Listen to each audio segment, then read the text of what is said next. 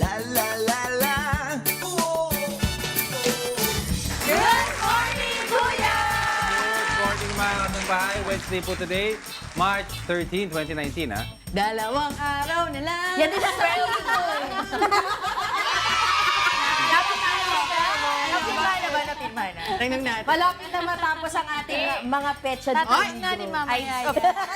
Oo. At dahil Wednesday ngayon, marami na naman kaming ihahatid sa inyong mga impormasyon at sariwang balita ngayong umaga po yan. Kaya manatili po kayong nakatutok sa aming programa, ang Good Morning Kuya. At para naman sa ating mga suking manonood, kung hindi man kayo makapanood sa inyong mga TV, para-paraan lang naman yan, dahil pwede nyo pa rin kaming mapanood through internet dahil meron po tayong live streaming sa ating programa. Just visit our website at untvweb.com. And wait, there's more para naman po sa mga may hilig mag-social media tulad ni Kikay. Yan. Meron po tayong Facebook ha. Pwede nyo rin po kaming mapanood. Yan ang Good Morning Kuya through our FB Live. Just like and follow our official FB accounts, ang UNTV News and Rescue at ang Good Morning Kuya Facebook page. Kaya mga kasangbahay, tutok lang po dahil marami tayong mga pag-uusapan today. At bago yan, narito muna ang ilan sa mga balitang aabangan nyo ngayong umaga.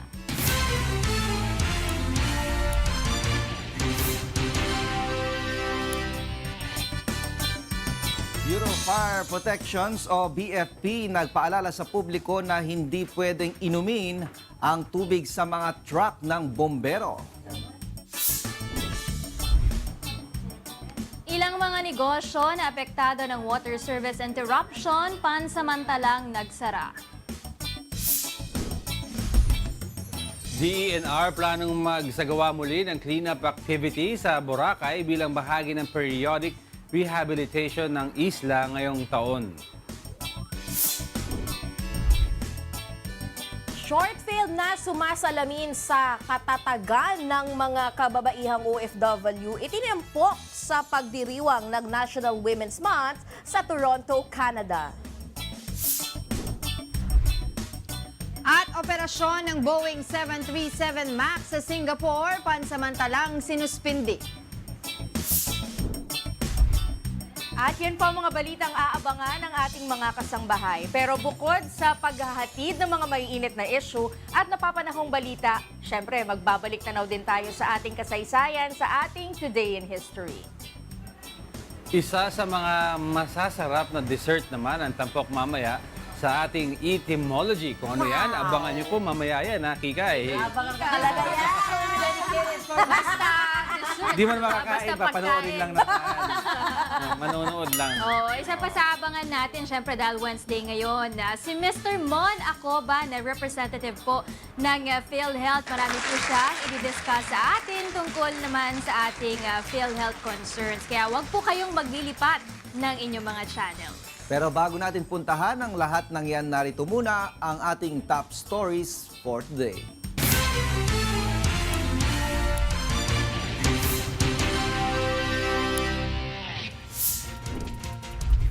Pinsala ng El Nino sa agrikultura, umabot na sa 463.3 million pesos. Mahigit 1 bilyong litro ng tubig nasasayang araw-araw dahil sa mga sirang tubo sa Metro Manila ayon sa MWSS. Kilalanin, mga opisyal na matunog ang pangalan na posibleng susunod na PNP chief. Dating PCSO Chief Balutan, nagbitiw at hindi tinanggal sa pwesto ayon sa Malacanang.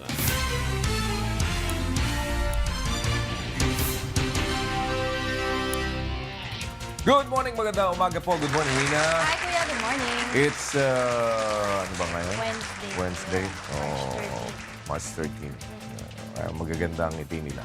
4:50 na po ng umaga una sa ating mga balita ngayong umaga. Mahigit 1 bilyong litro ng tubig ang nasasayang dahil sa mga tagas sa mga lumang linya ng tubig sa Metro Manila. At ayon po sa Metropolitan Water Works and Sewerage System o MWSS, kung makukumpuni lamang ang mga sirang tubo ay malaking tulong ito sa problema sa supply ng tubig. Alamin natin na detalye mula kay Ray Pelayo.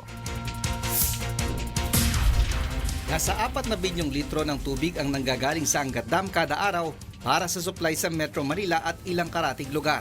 Ang 2,400 million liters per day o MLD ay napupunta sa Maynilad habang ang 1,600 MLD naman ay napupunta sa Manila Water.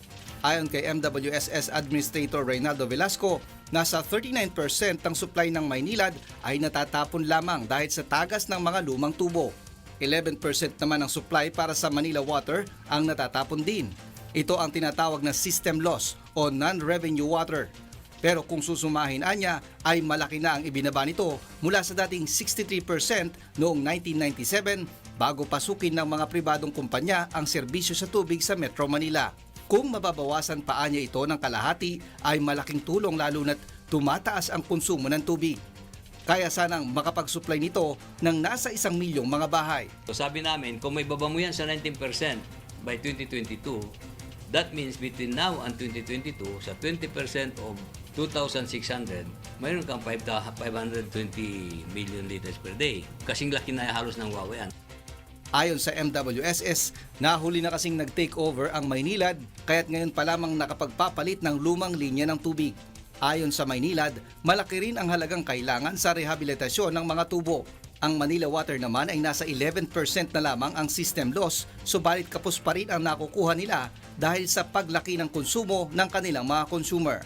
Pero ayon sa Laban Consumer, dapat ay may baba sa 5% ang system loss dahil ang publiko ang bumabalikat nito. Malaking lagok nun. Immediately sa ating mga consumer kasi binabayaran natin yung nawawala o yung ninanakaw, hindi naman natin yung nagagamit. Itinanggi naman ng Maynilad na ipinapasa nila sa customer ang system loss. Mahihirapan din niya ang mga consumer sa pagbabayad kung tatargetin nila na ibaba sa 5% ang system loss. Baka naman kasi doing so, mas magiging malaki lang po yung impact dun sa magiging tariff dun sa aming mga customers. Kontento naman ang Laban Consumer sa dalawang concessionaire dahil nakabantay naman ang publiko. Ang kailangan lamang umano ay ayusin pa ang ibang serbisyo gaya ng sewerage system. Ray Pilayo, UNTV, News and Rescue, Quezon City. At dahil nga dyan, umabot na sa mahigit 463 million pesos ang pinsala ng El Nino sa agrikultura base sa tala ng Department of Agriculture noong March 8. Ito ay mga pananim ng palay at mais na aabot sa halos 23 metrikong tonelada. Mahigit 13,000 ektarya ng sakahan at higit 16,000 magsasaka ang naapektuhan ng kakulangan ng ulan. Naitala ang pinsala ng El Nino sa mga rehiyon ng Zamboanga Peninsula, Northern Mindanao, Davao Region, Mimaropa, Sorsogon at Bangsamoro Autonomous Region in Muslim Mindanao o BARMM. Naglaan ng 18.3 million pesos ang DA para sa pagsasagawa ng cloud seeding operation sa mga lugar na kailangan ng ulan. Nagbabala naman ang National Water Resources Board sa pagpapatayo ng mga poso at paggamit ng deep well sa Metro Manila. Ito ay sa gitna ng kinakaharap na problema sa supply ng tubig ng libo-libong mga customer ng Manila Water. Yan ang ulat ni Joan Nano. Halos mag-iisang linggo nang walang tubig ang mga residente sa Mandaluyong, Pasig, Marikina City at ilang bayan sa Rizal. Kaya't may ilang pinag-iisipan ng magpahukay ng poso o deep well. Gaya ng posong ito sa may Pasig City na alternatibong pinagkukunan ng tubig ng mga residente. Ayon sa ilang deep well and drilling services, nasa 60,000 pesos ang gasto sa pagpapalagay ng poso.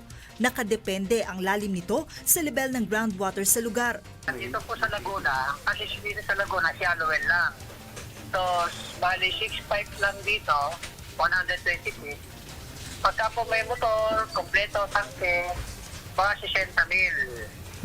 Pero pag po yung manual lang, mano-mano, tapos po lang siya ng mga 27. Pero babala ng National Water Resources Board, mahigpit na ipinagbabawal ang paghuhukay ng mga deep well dito sa Metro Manila at Metro Cebu. 2004 pa nang mag-issue ng moratorium dito ang NWRB upang mapangalagaan ang nakareserbang groundwater at maiwasan ang posibleng pagbaba ng lupa at kontaminasyon sa tubig. Isa pong posibleng maging negatibong epekto, no, pagka matindi po yung pagkuha, no, ng groundwater natin is nagkakaroon ng tinatawag na subsidence, no, yung bumababa.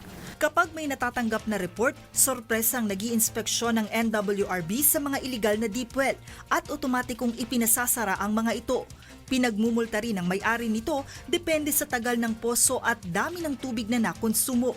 Kamakailan lang, pinagmulta ng 11.8 million pesos ang isang soda company sa Muntinlupa City na natuklasang gumagamit ng 6 na illegal na deep well sa loob ng kanilang planta mula 2013 hanggang 2018. Nakikipag-ugnayan na ang NWRB sa MWSS para matugunan ang kakulangan sa supply ng tubig. Pero sa ngayon, tuloy ang kalbaryo ng mga consumer ng Manila Water. Sa Mandaluyong City, kanya-kanyang diskarte ang mga residente mapagkasya lamang ang rasyong tubig na napakadalang pa kung dumating. Ang ilang residente sinasahod sa batya ang paliligo, habang ang iba nire-recycle ang tubig na ginamit sa paglalaban ng damit. Kailangan sa hudir. Bakit po? Kasi yung pinagpaliguan nito, pwedeng pambuhos sa CR. Paglalaba po yung pinagsabunan ko, yung may sabon, pinanlilinis ko ng CR. Pangatlo, yun pinandidilig ko sa mga halaman, dyan sa labas namin, kasi mapanghe. Ang iba naman sa kanila, binabalot na lamang ng plastic ang mga plato. Kumakain kami, naka-plastic na para hindi kami masyadong magastos sa tubig ngayon. Maawa naman kayo sa amin, Parusa kayo sa mga taong mga customer ninyo. May ibang ipinandidilig naman sa halaman ang tubig na kanilang ipinanghugas sa bigas. Patuloy na umaasa ang mga residente na sana'y maibalik na sa lalong madaling panahon ang supply ng tubig sa kanilang lugar. Bukod sa tangke ng Manila Water, tumutulong na rin ang lokal na opisyal sa Mandaluyong City at iba pang mga apektadong lugar upang maibsan ang problema sa supply ng tubig. Joanna Ano, UNTV News and Rescue, Mandaluyong City. Sa iba pang balita, nilinaw ng Malacanang na hindi tinanggal kundi kusang nagbitiw sa pwesto si dating PCSO General Manager Alexander Balutan. Ayon kay Presidential Spokesperson Secretary Salvador Panelo, may pagkukulang sa unang pahayag na inilabas ng Malacanang sa publiko tungkol sa pagtanggal kay Balutan dahil sa alegasyon ng katiwalian. Dati pa anyang nagpahayag ng intensyong magbitiw si Balutan pero niinanunsyo na ng palasyo na tinanggal ito isang araw bago natanggap ang kanyang irrevocable resignation ang dating opisyal. Tinanggap naman anya ni Balutan ang paglilinaw na ginawa ng palasyo dahil ang mahalaga umano ay malinis ang kanyang pangalan. Pero ayon kay Panelo, maaari pa ring imbestigahan ng Office of the President o ang Ombudsman ang mga alegasyon ng katiwalian sa PCSO. But I think si General Balutan, okay na sa kanya yung clarification. Yun lang naman ang niya, na hindi siya, he was not fired. But I'm really resigning, irrevocable. Malapit na magretiro si PNP Chief Director General Oscar Albayalde. Pero sino-sino nga ba ang mga opisyal na matunog ang pangalan na magiging kasunod na hepe ng pambansang pulisya? Alamin natin sa report ni Lea Ilagan. Magre-retiro na sa November 8, 2019 si PNP Chief Police Director General Oscar Albayalde kasabay ng kanyang ika-56 na taong kaarawan. Ngayon pa lamang, maraming pangalan na ang lumulutang na susunod na Chief PNP. Isa sa matunog ang pangalan ay si NCRPO Chief Police Director Guillermo Eleazar, lalo na nang purihin ito ng Pangulo sa ginawang aksyon sa pulis na nasangkot sa iligal na droga sa Marikina. Si Eleazar ay mula sa PMA Hinirang Class of 1987. Nagtapos siya ng Masters in Public Administration sa Philippine Christian University noong 2004. Nakatanggap ng 170 medalya at 110 na pagkilala dahil sa husay sa trabaho. Nagsanay sa intelligence, narcotics operation, terrorism, financial, hostage and crisis, human rights, public safety at iba pa. Si Eleazar ay magre-retiro sa November 13, 2021. Ngunit kung ang hierarchy ng PNP ang susundin, dapat ay si Police Deputy Director General Fernando Mendez, ang Deputy Chief for Administration o ang number 2 man ng PNP ang susunod kay Albayalde, ngunit mauuna itong magretiro kay Chief PNP. Matunog din ang pangalan ng dalawang mista ni Albayalde at parehong taga Davao na sina Police Deputy Director General Archie Gamboa, ang number 3 man ng PNP o Deputy Chief for Operations at ang number 4 man ng PNP na si Police Deputy Director General Camilo Cascolan, ang kasalukuyang hepe ng directorial staff ng PNP. Lumutang din ang pangalan ni Police Director Leo Angelo Lioterio, ang Deputy Inspector General ng PNP Internal Affairs Service na umano'y family friend ng Pangulo. Si Lioterio ay mula naman sa PMA Maringal Class of 1988. Dalawang batang opisyal din mula sa PMA Sambisig Class of 1991 ang lumulutang ang pangalan. Ito ay sina Police Security and Protection Group Director, Police Chief Superintendent Fillmore Escobal, at Manila Police District Director, Police Chief Superintendent Vicente Danao, na mula Davao at umano'y malapit sa Pangulo. Base sa Republic Act 6975, maaaring mamili ang Pangulo sa hanay ng mga pulis na may ranggong Police Chief Superintendent o 1-star General pataas na nais niyang maging pinuno ng pambansang pulisya. Ang isang Chief PNP ay maaaring manungkulan ng hindi lalagpas ng 4 na taon maliban na lamang kung abutan siya ng kanyang retirement age na 56 o kung tanggalin siya ng Pangulo sa pwesto.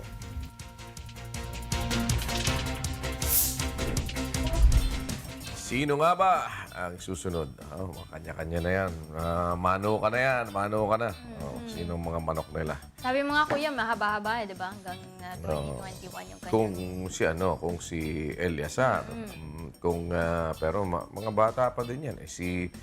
Mas bata si General Lioterio. Kung sino, alalaman natin. 5:02, pondahan tayo. Si Diego, si Kikay at ating mga kasama sa pondahan. Kumusta kayong lahat dyan? Good morning! Good morning, kuya! Morning! Okay. Okay, thank you.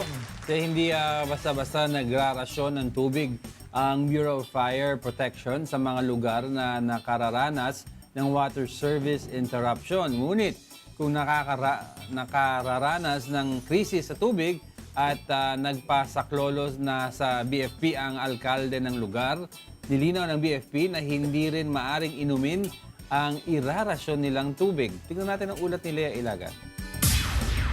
Pumatay ng sunog ang mandato ng Bureau of Fire Protection at hindi mag-supply ng tubig sa mga lugar na nakararanas ng water service interruption. Ito ang paliwanag ni BFP spokesperson, Chief Inspector Jude Del Rosario, kaugnay ng nararanasang kakulangan ng tubig sa ilang lugar sa Metro Manila. Ayon kay Del Rosario, sakali namang magdeklara na ng water crisis ang local government unit, kailangan silang sulatan upang pansamantalang magbigay ng tubig. Pupunta lang kami doon para mag-provide, hindi yan kasama sa mandate namin. Kasi we don't want to compromise our firefighting capability. Kasi baka pag na-compromise, the National Capital Region is a highly dense populated area na dapat namin minomonitor and we are always on the alert status dito sa NCR. Paliwanag pa nito, hindi maaaring inumin ang tubig na galing sa truck ng bombero kahit na kinuha din nila ito sa fire hydrant. It's not for drinking, but it's pwedeng pampaligo, panghugas ng plato. But even if they're going to use that water, they have to boil it first for at least mga 1 hour to 2 hours just to make sure na walang mga bacteria nito na nakasama or naalis na dun sa pag-process ng boiling before nila inumin, gamitin. Walang problema yung tubig na galing sa hydrant. Ang problema yung sa tangke ng fire trucks namin. Kasi we cannot assure all the time that this, pwede siya, they are like stainless steel na kalinis, so hindi namin ma-assure yun sa public. Panawagan naman ng PNP sa mga lugar na nakararanas ng water service interruption maging mahinahon upang maiwasan ang gulo. Handa rin umano silang magbigay ng seguridad sa mga lugar kung saan nagrarasyon ng tubig. Sa lahat nating mga kababayan ngayon na nasa Pila Balde at mainit ang ulo, ang aming pong pakiusap ay panatilihin po natin ang kaayusan at kahinahunan ng mga isip at damdamin. Anytime po, nakahanda po ang ating mga PNP personnel na umalalay sa lahat ng mga distribution points sa buong Metro Manila at maging sa ibang karatig na bayan o lugar. Lea Ilagan, UNTV, News and Rescue, Campo Crame. Wala palang kwenta mga kausap yun. Oo. Nangako kang pupunta, hindi mo ko sinipot. Oo, hindi na kausap Masakit yan yung pinapaasa. Oo. Nangiinjan. Hindi tapat sa usapan eh. Dinidibdib eh. Injan. Baka naman di nakaligo kasi walang tubig ba? Oo nga. Malamang. Walang tubig. May point. Kailangan papuntahin ng BFP sa bahay niya para paulunan ng tubig siya. Kawawa naman eh. Ha? Wala rin? Nako, iba na ito. Meron kanina, nakahilamos ako eh. Wala na nga. Wala na. Kanina meron, wala na ngayon. Hala. Kaya wag ka, Nako, nakakaubusan na sabi mo kay tayo. Kike, wag kang gaganon ha. Nako, hindi na ako masyadong gagalo. Wala palang pamplas. Wala nang wala. Wala palang pamplas. Pero yung sinasabi sa balita mo, Tito Diego, na bawal daw inumin. Kapag pinakuluan yon, pinag-uusapan natin kanina, maaari na bang inumin? Hindi mo rin masigurado. Mahirap eh. Alam mo, yung palanggana. Tapos, after 2 days, ipuin mo yung gilid na ganon, madulas-dulas na eh. Oo. Ano pa ibig sabihin? Hindi, kaya ka pupunasan mo pa yun eh. Palanggana yan. With more reason, kung nandun sa tangke ng fire truck, Sabi nga, edi ando doon na lahat yung... may isang doktor, yung friend ko nagsabi na kahit i-boil mo water, namatay ko niya rin bacteria. Pero yung bacteria, buhay yan. Buhay. So habang buhay yan sa tubig, tumatay yan, umiihi yan. So kahit na wala bacteria sa kulo, yung mga feces na natira, yung mga dumi na natira doon, yung mga particles na doon. Kaya nga di ba yung mga water station, meron din filtration. May parang malaking tangke sa loob. May dinadaanan, sinasala yung dumi, napakuluan, may pailaw pa doon para siguradong malinis. So kung kulo lang, iinumin mo pa rin yung yung latak Ang bacteria. Naku, kahit mamaya, patay siya, pero may plasma yun eh. Kaya wag na, di ba? Sabi mismo ng BFP, wag inumin eh. Kaya kami, nung nawala kami ng tubig, bumili na kami ng mineral water. Kasi wala talaga. Mula Biyernes hanggang... Ilang araw? Lunes, Tito Dondon. Talaga? Ilan? Matindi, mula Friday. Friday, Saturday. Mula nung pag-uwi ko dito. One whole weekend. Diba? Sabi ko, pag wala pa talaga ng Lunes ako, mag-hotel Di ka na. naligo nang walang... Naligo naman ako.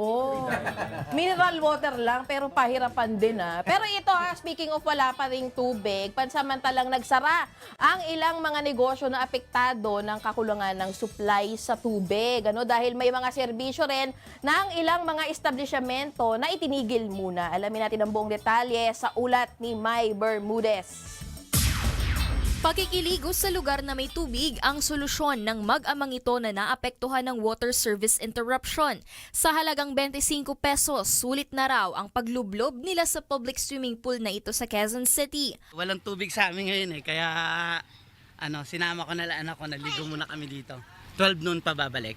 Pending naman ang tambak na labada sa laundry shop na ito sa Mandaluyong City. Inilipat pa sa kabilang branch ng naturang laundry shop ang mga damit na hindi pa nalalabhan bago kunin ng kanilang mga customer. Bad trip at umaangal pa rin ang ilan sa mga naapektuhan ng water service interruption sa ilang parte ng Metro Manila. Bukod sa hindi nakaligo, lugi rin ang negosyo ng ilan sa mga establishmento. Apektado rin ang ilang serbisyo. Halimbawa na lang sa gasolinahang ito, nasarado muna ang banyo dahil tinitipid ng pamunuan ang reserbang tubig na panlinis ng CR. Pati ang libreng tubig para sa radiator ng mga sasakyan, di rin muna available para sa kanilang mga customer. Sinasabi na po namin sa customer na apektado po kami ng water interruption po. Kaya po, hangingin na po kami ng pasensya para hindi po sila magalit. 3 araw ding walang operasyon ang water refilling station na ito sa Mandaluyong City.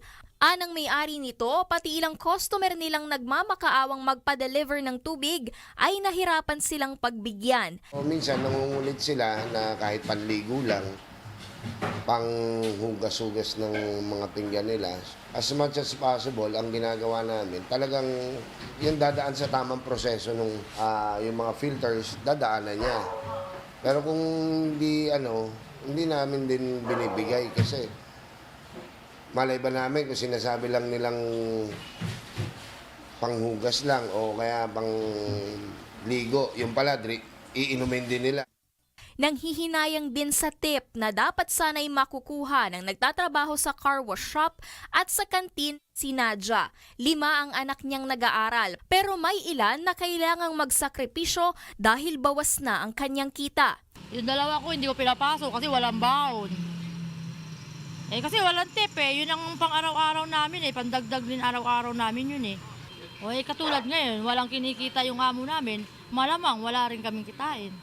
Kaya't panawagan ng mga napeperwisyo ng rotational water interruption, gumawa ng paraan ng pamahalaan dahil higit pa sa hindi paliligo ay matindi ang pinsala at abala sa kanila ng kakulangan ng supply ng tubig. Hindi raw sila umaangal pag tumataas ang singil dito, kaya't kapalit man lang sana ay makatuwirang serbisyo. Maya Bermudez, UNTV News and Rescue. Nakakalungkot talaga. Marami na rin talaga naapektuhan ngayon. Walang tubig, maraming mga... Lahat ng halos karamihang negosyo. Tsaka Kailangan Kikay ha, tubig. yung tinatanong mo kanina, yung swimming pool, di pwede inumin yan ha. Yung ano nga namin, yung sa pool, yun yung pinapap-flush namin. Tignan mo naman ang salta niya. O yung swimming pool, hindi pwedeng Yung swimming pool. Grabe naman. Alam ko lagi ako umiinom ng tubig pero hindi ko na maubos. Ito naman, swimming pool lang. Kasi Kikay, kita mo, tingin mo isang basong tubig lang, kailangan buong swimming pool yan. Yung ano nga, yung salon na malapit sa bahay namin, nagagalit na yung mga yung mga Becky friends na dumaan ako doon kasi nagpais ako ng kuko. O ano sabi ng Becky friends? Sinabi ng mga Becky friends na, ko, hindi kami makapagtrabaho, wala kaming pang-shampoo. Galit na galit sila, kaya ayun, nagpapaypay na lang sila sa labas. Pwede naman mag-shampoo, wala lang pong Wala lang panlaw. ano lang mga no-rinse shampoo lang. No rin shampoo. Bad hair day. Pero ito, alam ko, nakapag-shampoo ito. Sino? Sila Ate Beth, sina Kuya, sila Tita Angel, si Tito Ray, tsaka si Lina. Nakapag-shampoo yan ngayon. Ligong itik. Kami naliligo. Ako laging may ring. Buti na lang kami, hindi kami nawawala ng tubig. Akala ko hindi ka nawawala ng ring. Kasi nandito ako. Ikay, wala kaming no rinse shampoo, pero meron kaming rinse Villamor. Mas malala yun. Mas mabula. Sige, ano ba? Bawal nyo dyan. Oo. Di ba pa summer na, no? Alam ko marami na kayong mga plano this summer. Pero kung papunta kayo ng Boracay, kasi hindi na papunta ng Boracay eh. Balak ng DNR na muling magsagawa ng cleanup activity sa isla ng Boracay bilang part ng kanilang periodic rehabilitation ngayong taon. Periodic table. Kala ko table. Allergic ako. Saan? Periodic exam? Periodical? Pinag-aaralan na po ng ahensya kung magsasagawa ba ng another closure, 1-month island closure, o kaya naman ay section by section na lamang yung gagawin na paglilinis. Alamin natin ang details sa report ni Vincent Arboleda. Mag-iisang taon na ang lumipas nang ipag-utos ni Pangulong Rodrigo Duterte ang pagsasara ng Boracay para magsagawa ng rehabilitasyon. Matapos ang 6-month closure noong Oktubre, muli itong binuksan sa publiko at kitang-kita ang malaking pagbabago sa isla. Malinis na ang dagat at maraming istruktura at establishmento ang nagkaroon na ng maayos na sewerage system. At bilang bahagi ng patuloy na rehabilitasyon ng Boracay Island, plano ng Department of Natural Resources na magsagawa ng clean-up activity. Layunin nitong mapanatili ang kalinisan sa isla at mapangalagaan ang mga ginawang pagsasaayos ng pamahalaan upang hindi na maging cesspool muli. Yung mapamaran na yan will now an effort na hindi na maulit yung nangyari sa akin. Pinag-aaralan na rin anya ng ahensya kung ipapasara ba ng buo ang isla o section by section ang gagawing paglilinis. So halimbawa, we will divide Boracay into 4 sections. Sa ngayon ay pinag-aaralan pa ng DNR kung kailan ang pinakamagandang panahon upang isagawa ang naturang aktibidad. Ayon kay Yusek Rigor, ayaw din naman nilang lubos na maapektuhan nito ang hanap buhay ng mga residente, manggagawa at negosyante na umaasa rito.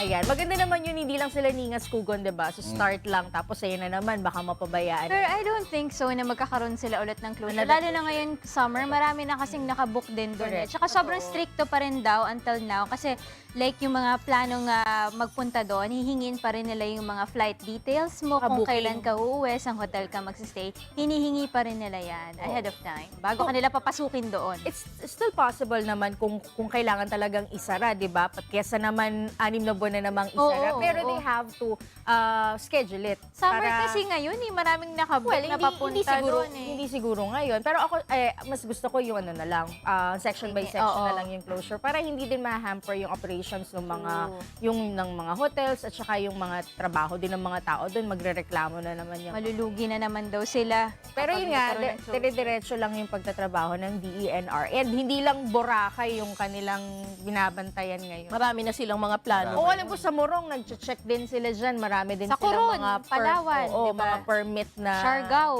Marami silang show na pinupuntahan. Marami silang show Na na pinupuntahan. pinupuntahan. Ni DENR. Pero meron akong isang balita pa, ha? Na? Maiba naman tayo. No Yung show show? si Davao City Mayor Sara Duterte dito sa campaign rally ng hugpong ng pagbabago sa Bicol area, ha? Sa Mandaluyong at Bacolod City naman, nag-ikot yung mga ilang kandidato dun sa kabilang partido, yung 8 Diretso. Alamin natin ang buong detalye ng balita na yan mula kay Grace Cassie.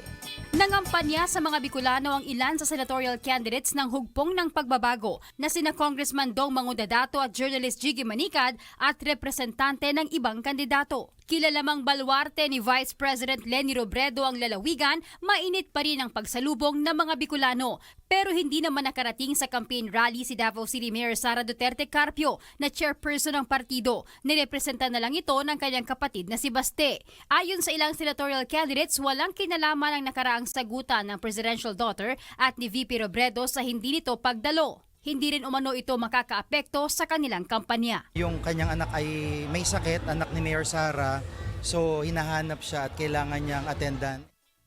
Sa Mandaluyong City naman ang kampanya ang dalawang kandidato ng 8 Diretso na sina Samira Gutok at Shell Jokno, habang mag-isa namang nangampanya sa Bacolod City si Senator Bam Aquino. Samantala, manunuyo naman ang mga botante sa Isabela ang senatorial candidates ng Administration Party, kasama si Pangulong Rodrigo Duterte. Ayun. So, di ba nung after nung sagutan nila, sinabi din niya na baka hindi din siya makasama sa iba pang mga campaign sorties ng kanilang partido. So, Yung hugpong ng pagbabago. Oo, so Basti will take over dun sa mga areas na hindi siya makakapunta. And then, ayan, so sisimula naman yung mga ating mga senatorial candidates na kung saan-saan mo sila makikita talaga ngayon, kanya-kanya eh. Kaliwat yung iba nga kanan yung mga nag-a-abroad pa lakad eh. nila. Diba? Nag-a-abroad para sa mga OFW. Baka siya na rin mismo yung lumalayo dun sa mga campaign periods na yan. Kasi diba recently, meron na naman siyang binitawan mga patasyada dun sa 8 Diretso, diba? Dun sa kabilang panig naman. Tapos sinabihan siya ng kanyang mother. Yes, yun nga yung nasa report wag kanina. na muna, mag-stop ka na muna. So baka iniwasan niya na rin yung sumali doon kasi baka kung ano lang masabi niya. Pero ito, wag nating iwasan. Ito hindi natin Ating mga iniwasan. friends Nating from iwasan. Daniel, si Tito Diego, tsaka si Tita Bet. Pag iniwasan mo daw si Diego, walang pambayad ng tuition. Ay, ganda. Wala na, Biyernes. Walang magluluto. Walang magbabayad ng tuition, walang magdadrive, walang magluluto. Sige. Okay, thank you. Mas marami ngayon mga kabataan ang nakararanas ng stress batay sa isinagawang pag-aaral ng isang research center sa Estados Unidos. Live mula sa Chicago, Illinois, si Chris De Leon. Chris, go ahead. Good morning, Kuya. Good morning, Diego. At sa ating mga kasambahay, ang good amount at healthy amount of stress ay makabubuti sa isang tao ayon sa mga expert. Ngunit maraming cases dito sa Amerika ang sumosobra ang stress level lagpas sa maaaring makayanan ng isang tao, lalo na ng mga estudyante. 7 out of 10 teens sa panahon ngayon ang nakararanas ng depression at anxiety batay sa isinagawang survey ng Pew Research Center sa Macon, Georgia. Ayon sa Central High School Guidance Counselor na si Michael Laney, ang mga mag-aaral ngayon ay nakararanas ng stress ng higit kaysa ng mga nakaraang generation dahil umano ito sa advanced technology at social media. Ang mga nungunang stressors o dahilan ng stress ng mga estudyante ngayon ay ang academics. 61% ng mga kasama sa survey ay nagsabing stress sila na makakuha ng mataas na grades. 29% naman ang nagsabing pressure sila to look good at 21% naman ang nagsabing kailangan nilang mag-fit in socially. Samantala, ayon sa research na isinagawa sa United Kingdom na inilathala sa Education Research International, makatutulong sa mental health ng mga estudyante ang Mindfulness-Based Cognitive Therapy o MBCT sa mga mag-aaral. Diego, sa pag-aaral na ito, 57% mula 2011 hanggang 2015 ang tinuturuan na makaintindi na maintindihan nila how the mind works, kung ano ang mga triggers o ang pagsisimula ng stress, kasama ang signs and symptoms at mga coping techniques, pati na rin ang meditation practices. Mahalagaan nila ang self-care. Ayon sa mga sumailalim ng 4-year training na ito, hindi lang coping with stress ang kanilang natututunan, kundi pati na rin ang dealing with emotional difficulties. Diego, ang pagbabasa at pakikinig sa mga relaxing music at ang pagkakaroon ng pet naman ay isang mabisang stress reliever pa rin. At yan muna ang latest dito sa Chicago. Balik sa inyo dyan sa Pilipinas. Yan, Chris, kasi based sa narinig ko sa report mo, yung mga same factors pa rin ang kukos ng stress. Grades, peer pressure, social pressure. Pero ang sinasabi ba ng report, mas na-enhance pa ang tindi ng stress because of social media? Yes, Diego, mas na-enhance ngayon ang stress ng mga estudyante dahil nga sa mga social media. May sinabi ba sila na kung kunyari ano yung amount of social media hours per day ang optimum lang para hindi masyadong ma-stress isang bata?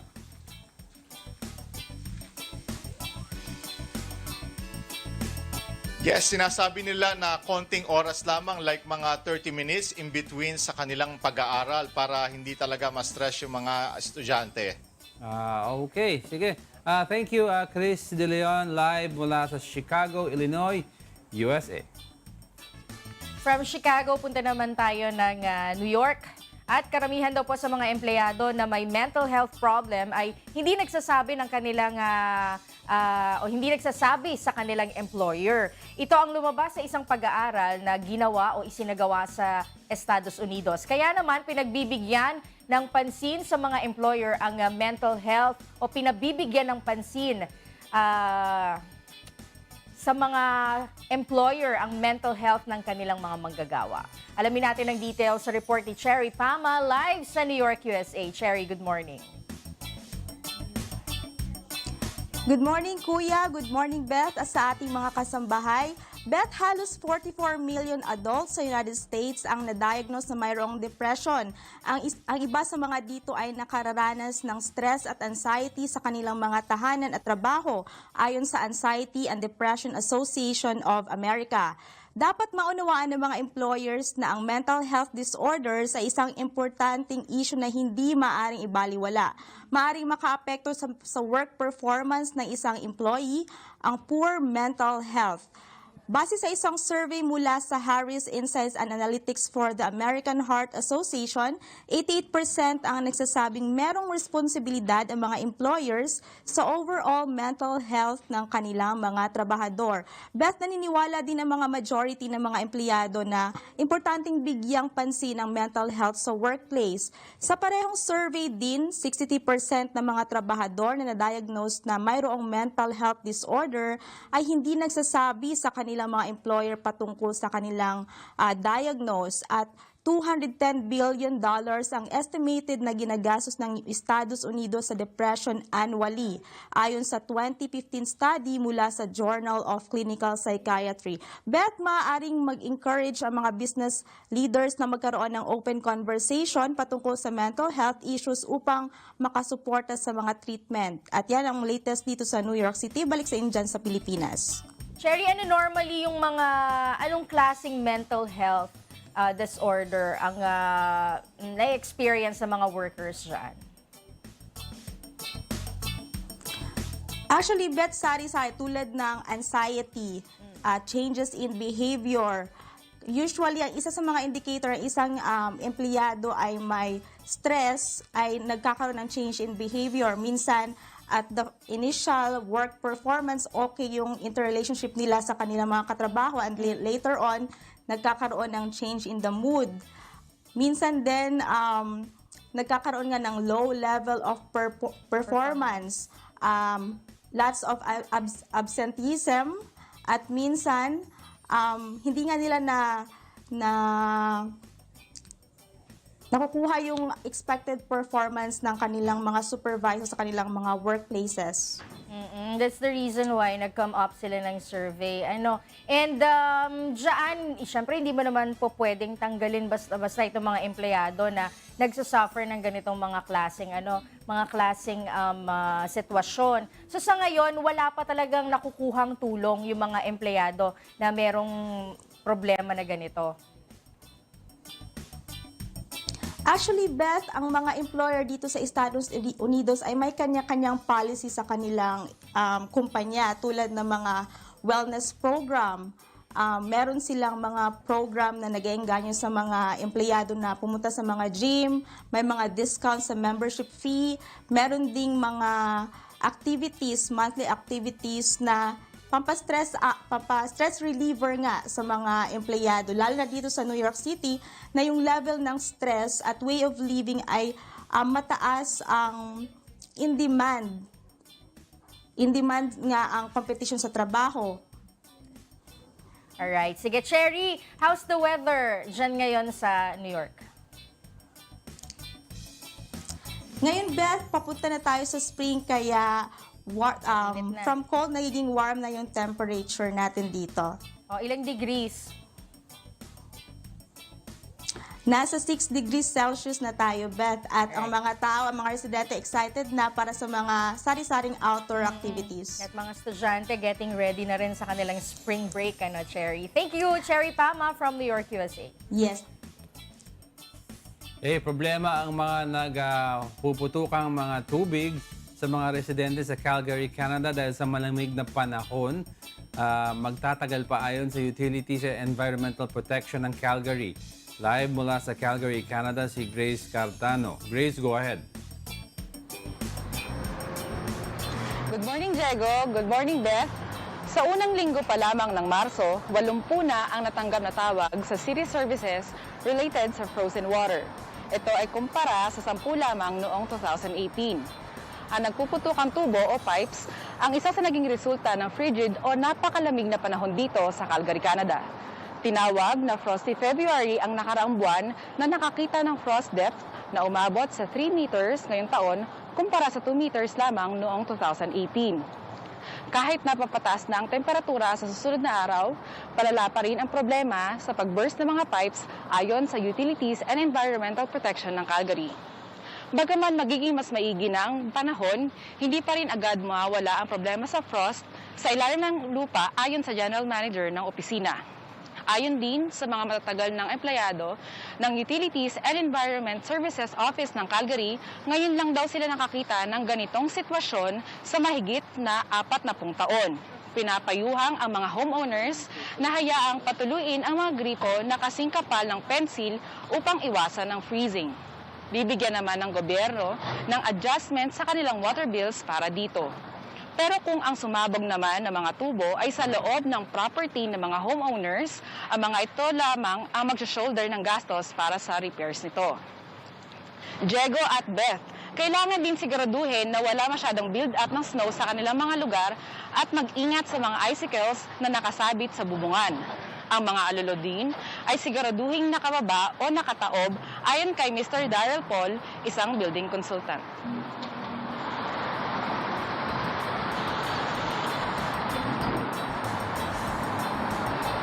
Ibig sabihin ba ang sinasabi nitong report, yung nararanasan ng Calgary ngayon na lamig is one of the coldest in recorded history, kaya nangyayari ito for the first, sabi mo, for the first time ata?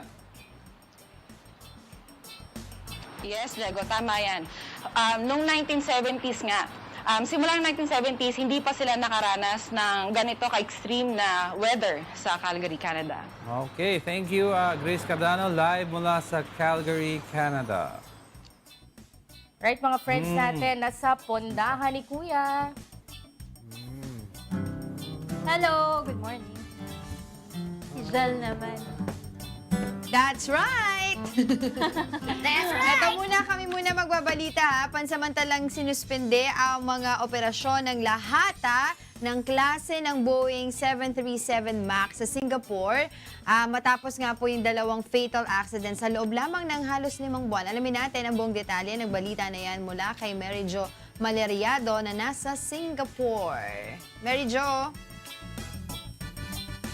Yes, Angela. Good morning, Angela. At lahat at good morning, Kuya.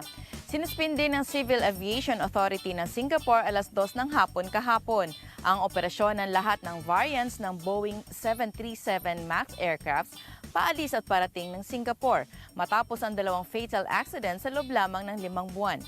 Ang suspensyon ay pinataw matapos mag-crash ang Ethiopian Airline noong Linggo kung saan 157 ang namatay. Halos 5 buwan lamang nakalipas nang bumagsak ang Lion Air sa Java Sea noong October 29. Pangunahing apektado ng suspensyon ay ang regional arm ng Singapore Airline na Silk Air na may 6 na eroplano sa fleet nito.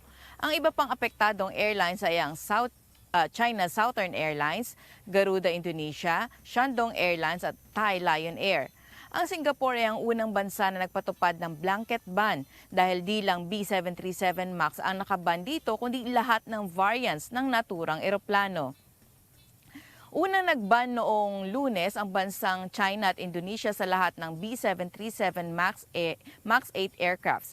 Ayon sa mga nakalap na impormasyon ng sakuna sa Ethiopian Airline ay katulad sa Lion Air ng Indonesia, kung saan ang sangkot na eroplano ay ang bagong delivered na 737 MAX 8 at kapwa nangyari ilang minuto lamang pagkatapos mag-take off. Ayon sa CAAS, habang nakasuspende ang B737, ay kakalap pa sila ng impormasyon at magre-rebisa ng mga safety risk kaugnay sa pagpapatuloy ng operasyon ng B737 MAX sa bansa. Nakikipagtulungan naman ang Silk Air sa CAAS at Changi Airport Group para maisaayos ang mga flight disruptions at nangako maglalabas ng mga updates. Ang mga pasahero naman na maapektuhan ay maaring mag-email sa Singapore Airlines. Inabisuhan din sila na mag-update ng contact details at mag-subscribe sa mobile notification service para sa mga updates sa mga apektadong flights. Ang kabuang bilang na nag-operate na B737 MAX 8 sa mundo ay 378, kung saan 100 dito ay sa China at 20 naman ay nakabase sa Southeast Asia. Ayon sa Federal Aviation Administration, plano nitong tapusin ang pagbabago sa design ng Boeing hanggang April. At yan muna, Angela, ang update dito sa Singapore. Balik sa inyo dyan sa studio.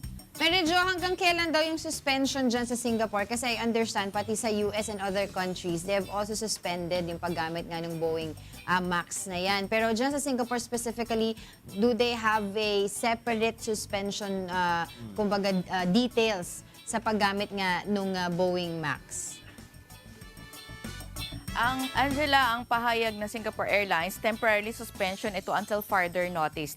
Aantayin lang kung anong tunay talaga na reason kung bakit nagkaroon ng mga crash doon sa Boeing 737 MAX. At pag nalaman na yon, saka malalaman kung itutuloy or Ililift yung suspension. ano pa ang kaukulang pangyari. Pero as of now, wala pang specific months kung kailan i-lift ang suspension na ito. Oo. Would you know then, Angela, yung US, sige, go ahead. Opo.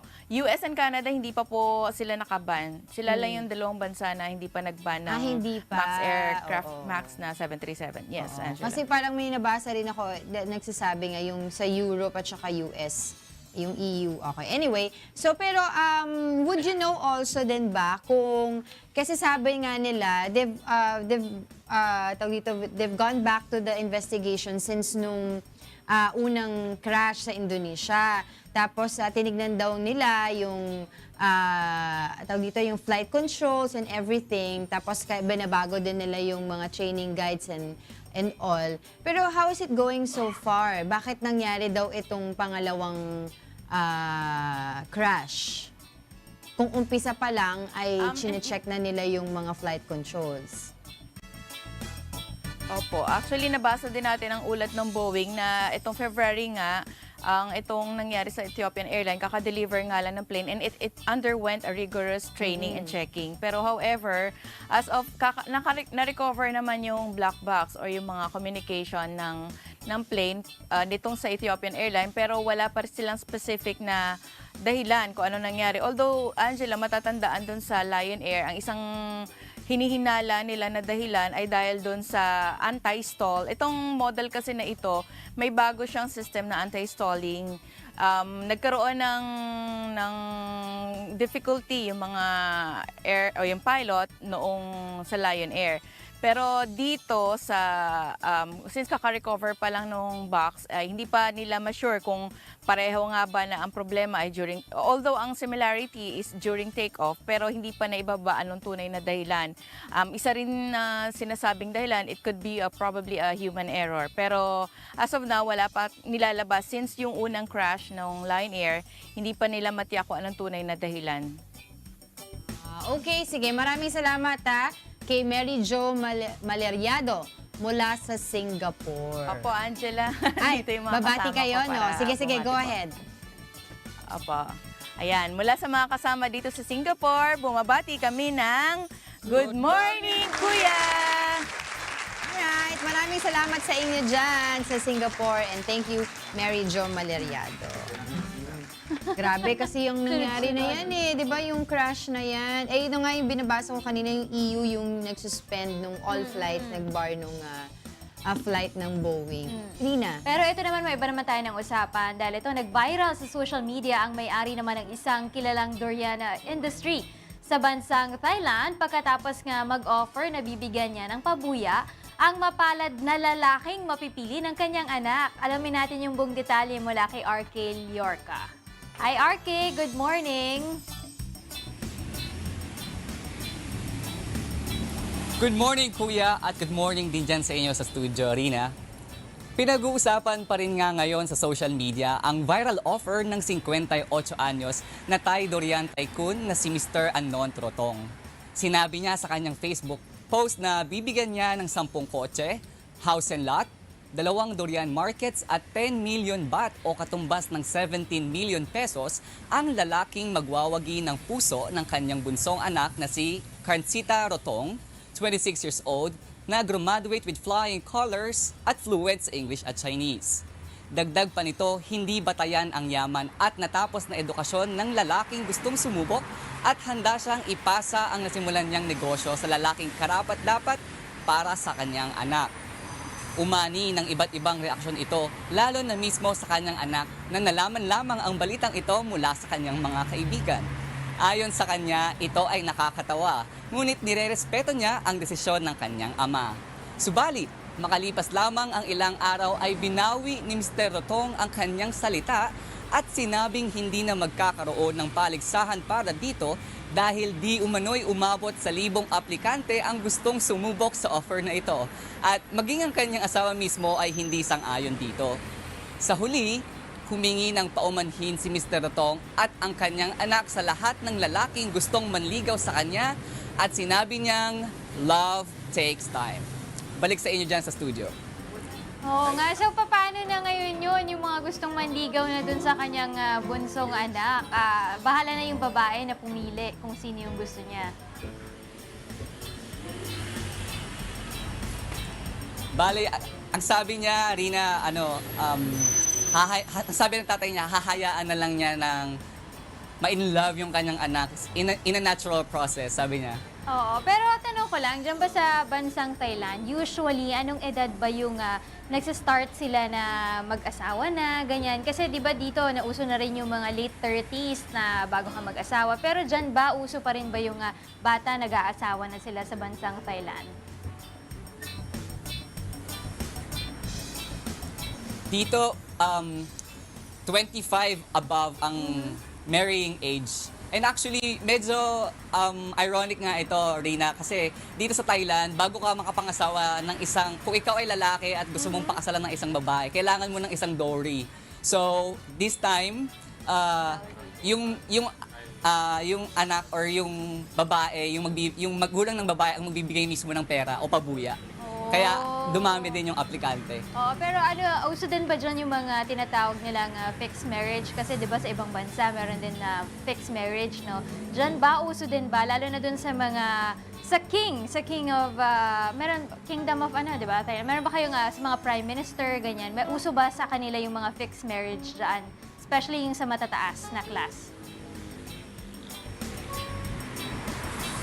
Yes. Uso yan dito at syempre para ma-preserve yung kanilang lahi. May tanong si Mr. Bean sa'yo. Nagtangka ka daw bang mag-apply, RK?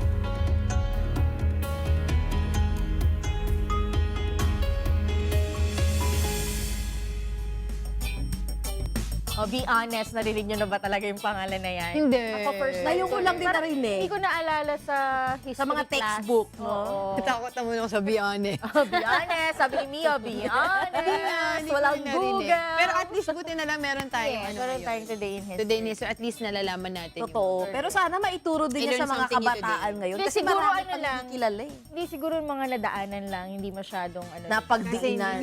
Wala siyang masyadong. Isa kasi kulang nung tagasulat noon, nung parang hindi sila nabibigyan ng, unlike yung ibang mga sikat na mga ano, maraming mga sumulat. Maraming mga datos ang available. Taray, Datos. Pero ano siya, nag-aaral lang siya before sa Kolehiyo de San Juan. De San Juan, tama, oo. Tapos sumali siya sa Katipunan. Tapos marami na sa Iloilo, sumali din siya dun sa mga pag-aaklas. Historic talaga yan. Correct. Nung panahon nila, marami talagang mga ano, no? Kasi marami very pang- nationalist. Marami tayong ano Kasi marami pang ano, ayun. Ilang taon nga tayo kinonquer. Maraming ng mga sumasakop Spaniards. sa atin. Mga many years ago, like mga kopong-kopong. How many years nga? Ilang years nga ba? Tanong natin kay Rina mamaya. Pero may gusto pala ako. 333. Ang tagal pala nating naninilbihan sa iba. Hindi naman tayo nanilbihan. Sinakop nila. Tinakop pala tayo, hindi pala tayo naninilbihan. Pero naalala ko lang, kasi naalala ko sa Facebook dito, yung sa memories, mga this time around, mga 7 years ago, naalala ko nung medyo kaya ko pa ibuhat yung sarili ko, nag-hiking ako. Naalala ko, pumunta ako nung ano, yung Mount Pinatubo. Tapos, nung nag 4x4 kami doon, nung nag-stop kami sa, ano, habang, kain-kain, naalala ko meron kaming bahay na dinaanan na parang ano talaga, in the middle of nowhere. Sabi ko, nasa na ba tayo? Maraming ano doon katutubo. Oo, marami sa kanila yung mga kulot yung hair. Tapos may napansin ako isang bahay na talagang malayo talaga siya sa sibilasyon. Civilization. Civilization. Got it right. Pero napakabait nila ha. Kasi nung kinukulang na yung water jug ko, humingi ako baka pwedeng pang-refill lang. Oo, kasi mahaba pa yung biyahe, di ba? Mahaba pa yung journey. Napakabait nila. They're very accommodating. Pati yung ulam nila, binigyan pa ako ng meron pa silang pabaon sa akin na napaisip lang ako. Yung mga taong tulad nila na nakatira sa mga far-flung areas, yung talagang remote yung kanilang mga bahay, na wala talagang kapitbahay. Tapos, mukhang hindi naman sila naaabot nung pangangaralan na salita ng Diyos. Yung mga katulad ba nila, meron bang possibility na maligtas sila sa Judgment Day? Merong mga ganyan, kung humatol pag daw hindi talaga pag di naanib sa kanila, hindi nakarinig ng Hindi maliligtas. impyerno na kaagad ang hatol nila. Impyerno. Pero para malaman natin yung tamang sagot dyan, ay alamin po natin mula po kay Brother Eli Soriano sa atin po nga Biblically Speaking.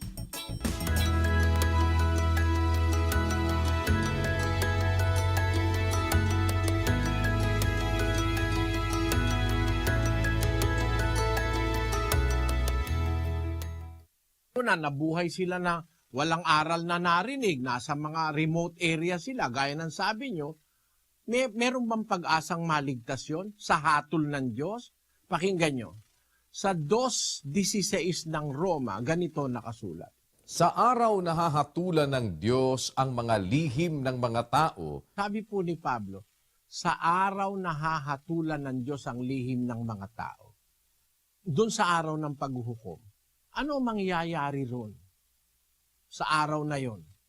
Basahin po natin ang 2:13 ng Roma. sapagkat hindi ang mga tagapakinig ng kautusan ang siyang mga ganap sa harapan ng Diyos, kundi ang nangagsisitalima sa kautusan ay aariing mga ganap. Sapagkat kung ang mga hentil na walang kautusan sa katutubo ay nagsisigawa ng mga bagay ng kautusan, ang mga ito na walang kautusan ay siyang kautusan sa kanilang sarili. Kita mo kapatid, napakaganda nung sabi ni Pablo Sapagkat ang sabi niya, ang argumento niya, hindi yung nakikinig ng kautusan ng aariing ganap, kundi yung tumutupad ng kautusan, hindi yung nakikinig lang. Ang aariing ganap, ang maliligtas, yung gumaganap ng kautusan, hindi yung nakikinig ng kautusan, kundi yung gumaganap ng kautusan ng aariing ganap. Sapagkat, ang sabi niya sa 14, Kung ang mga hintil na walang kautusan sa katutubo ay nagsisigawa ng mga bagay ng kautusan, ang mga ito na walang kautusan ay siyang kautusan sa kanilang sarili. Kahit sa katutubo, wala silang kautusan, wala silang narinig. Nasa kuweba, nasa bundok, nasa remote areas, di narating ng pangangaral, walang kautusang narinig. Pero gumagawa naman sila ng kautusan, ng bagay ng kautusan. Aariin silang ganap, sabi ni Pablo. Kailan? Sa araw na hahatulan ng Diyos ang lihim ng mga tao. Doon sa araw na yon, aariing ganap ng Diyos yung mga taong sa kabila ng walang pagkarinig sa kautusan, gumagawa naman ng bagay ng kautusan. Posible bang yung mga taong walang narinig na kautusan ay makagawa ng bagay ng kautusan? Tuloy natin sa 15. Na nangagtatanyag ng gawa ng kautusang nasusulat sa kanilang puso, na pinatotohanan ito pati ng kanilang budhi. Yung palang mga taong hindi nakarinig ng kautusan, meron pala silang gawa ng kautusang nakasulat sa kanilang puso. Tayong mga tao, kapatid, ang pagkakaiba natin sa hayop. Ang tao, nilagyan tayo ng Diyos sa budhi at sa puso ng mga bagay ng kautusan. Kahit wala ka pang naririnig na kautusan, meron kang alam na gawing kabutihan. Sa kapwa, sa pamilya, sa kamag-anak. Kahit wala kang naririnig na kautusan, instinct na yun na pagkaanak mo, mahal mo. You will care. Maalagaan mo, papakainin mo. Merong kabutihang nasa loob ng puso. Kahit wala ka pang naririnig na kautusan, meron ka nang alam na kabutihan. Pagka yung mga taong yun na nabuhay sa bundok, sa remote areas, walang narinig na kautusan, gumawa naman ng kabutihang nakasulat sa kanilang budhi, aariing ganap ng Diyos yun.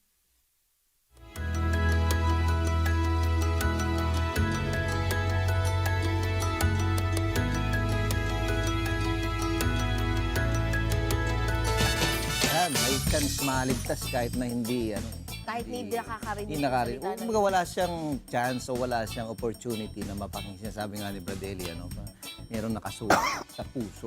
Meron ganun. Oo, di ba nga kanina pinag-uusapan natin, meron nga dyan. Kabisado. Kabisado lahat ng Proverbs sa Bible, pero di naman niya ginagawa. Hindi Di ba? ginagawa. Hanggang puro technicalities. At sinabi din ni Brother Eli before, di ba, na pag may aral ka na, alam mo na di ba? Tapos hindi mo naman ina-apply sa buhay. Bali, wala. Nagiging kasalanan. Mas mabigat yung sa'yo, yung kasalanan na yun. Useless. Para po Knowledge natin- over information. Knowledge is Para po natin malaman yung iba pa pong mga bagay mula po sa banal na kasulatan, maaari po natin subaybayan si Brother Eli, of course, dito po sa UNTV at maging sa Radyo La Verdad 1350 ang UNTV Radio. Ating po mga social media account, ang Dating Daan TV at yung pong ating sa YouTube po natin ay ang Dating Daan, yung official account, hanapin lamang po.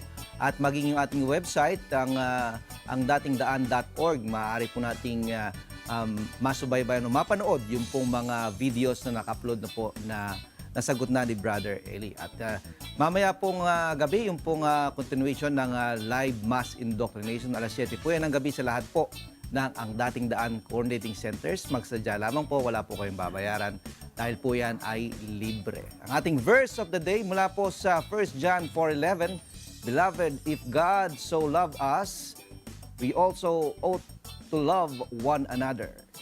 Mga minamahal, kung tayo'y inibig ng Diyos ng gayon, ay nararapat na mag-ibigan din naman tayo. Mababasa din po yan sa ating Omega DJ Bible application. I-download na po yan po ay libre, wala po kayong babayaran at marami pong mga features yan. Kung gusto nyo pong sumabay dun sa hourly na prayer, meron pong feature yan, maaari i-click nyo lang po, malalaman nyo dun kung anong oras. Yes, oo. Ganda. Narinig ko din yung sa La Verdad every oo. hour. Meron niyang yung bandang baba po ng Omega DJ Bible application. Cute me po. Cute ka? Cute me. Ayan po. Dito sa may yung pangalawang icon sa ibaba, yung nakaganon na yung merong nakaganon siya. Na i-click nyo lang po ito at babasa na siya. And then, bago yung panalangin, meron pang mga, pwede nyo marinig yung mga Christian song. Wow, may ganun din pala. Lahat yan. Kunwari, yung isang kunwari, Corinthians, kanyan, from verse 1 hanggang sa dulo, mo pwedeng binabasa. Kunwari, nagda-drive ka, tapos gusto mong marinig yung mga verse. Pwede. Pwede yun. Meron itong yung tinatawag na voice. Yan, audio. Pipindutin nyo lang yung audio. So, babasahin na Tapos, yan. Yan, pwede mo nang papakinggan mo na May lang. translation na rin or English pa lang? English. English pa lang pala. available. Mababasa nyo na dyan. If you receive my words Yan. and treasure up Diba? my So, nagda-drive ka, Oo, maririnig. pwede mo na siyang lagay dun Kahit sa... di mo nababasahin. Kahit di mo nababasahin. Oo. Nagda-drive ka. I remember Tatay, natanong ko kay Kuya na kapag ka hindi mo naintindihan yung isang word, meron din dyan parang option to look for the meaning. Yes, for Definition. yung Greek naman. Halimbawa, puntahan mo siya, click mo itong meron tayong tinatawag, pwede mo siya, doon tayo sa audio naman, balik ka doon sa, nasa na siya? Sinarapan ka namin, babe. Yan. Ito, meron din kasi ako nun. Puntahan po natin, sa text tayo, then Tagalog, halimbawa yung Tagalog, puntahan mo siya. Pwede mo yung may translation yan. Mamimili ka lang, i-compare mo siya. Kung puntahan mo yung ibang translation, yan. Bawa, English. Makikita mo dyan, i-download mo lang yung translation para dun sa King James Version o dun sa may translation na Greek. Tapos po-point mo lang siya, makikita mo na dun yung mga ibig sabihin ng word na yun. Minsan kasi nagkakaiba-iba dun eh. Ano naman to? Yung history. Ito yung mga binasa mo before? Pwede mong balikan. Pwede mong Tsaka balikan. pwede mong markahan. Pwede mong i-save, di ba? Pwede mong markahan. Halimbawa, highlight. highlight mo. Punta mo lang yung gilid. Pwede mong i-highlight anong kulay. Pwede mo siyang halimbawa, i-save mo na. this day, ganitong babasahin ko, pwedeng green. Ayan, makikita mo na. Pwede ka pang mag-note. Halimbawa, meron kang naalala dun sa verse na yon. Idagdag. Pwede mo lagyan ng sulat mo doon. Parang Pwede mo. favorite. Meron din palang notification. First of the day notification. Kasi ako na Ganun yan. Kasi iba-iba siya. Galing. At ang maganda dyan, libre yan. Diba, Tatay? Walang bayad yung yan. ibang mga Para hindi na naha. mga application na katulad nitong May bayad yung iba. yan may bayad yung iba. Kaya ito po libre, wala po kayong babayaran. Yung iba, libre sa yung parang pinaka-basic app. Oo. Pero pag gusto mo yung may mga added Mag-upgrade. features, mag-upgrade ka, may bayad. Pero ito although... lahat. Tsaka nag-i-improve pa to. Merong mga updates na i-update nyo lang po yung application. Ang ating verse of the day was brought to you by Omega Digi Bible!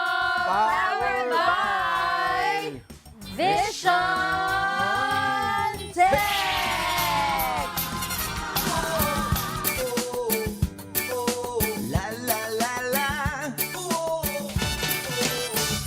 Nagbabalik po ang Good Morning Kuya!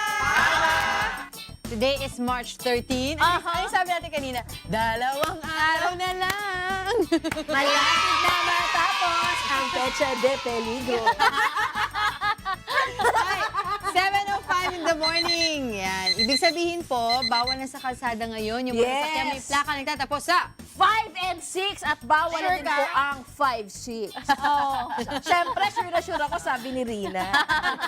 Tuwang-tuwa ka dyan, Kika. But for sure, matutuwa din kayo dito sa ibabalita ko. Kasi itinampok nga sa pagdiriwang ng National Women's Month nitong Biyernes, yung special screening ng A Piece of Paradise. Yan po yung sa Philippine Consulate sa Toronto, Canada. Ang short film na po ito ay sumasailalim sa katatagan ng mga kababaihang sumasalamin sa katatagan ng mga kababaihang OFW. Alamin natin ang buong detalye ng balita na yan mula kay Sheila Reyes.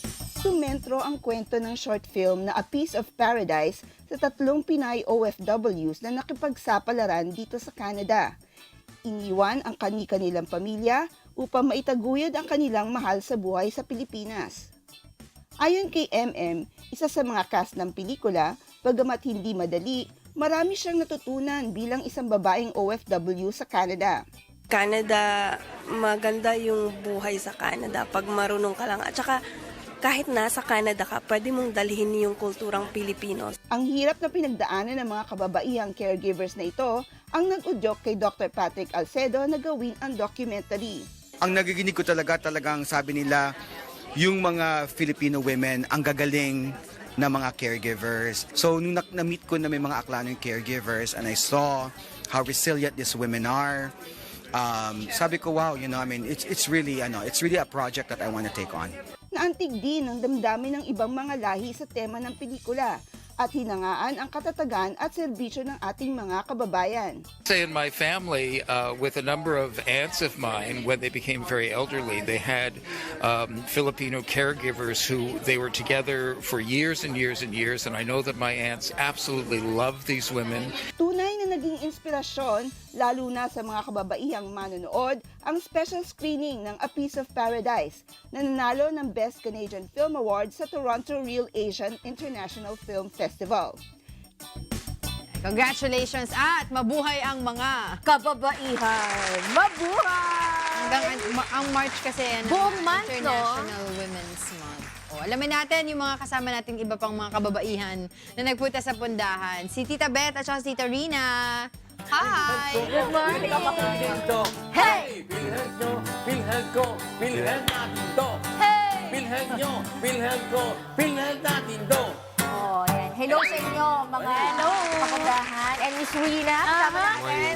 Si Sermon Acoba, of course. Dahil Wednesday ngayon. Wednesday. Ano ba? At dahil ngayon ay March 13, malapit-lapit na ang bayaran. Sermon, tama ba? Para sa mga sa amin. Yung mga members natin under the informal economy. Meaning ito yung mga hindi employed. Yes. Actually, sila yung mga self-employed, yung mga self-practicing professionals. Walang employer na Yes, wala nagbabayad. silang employer. Voluntary. Yeah.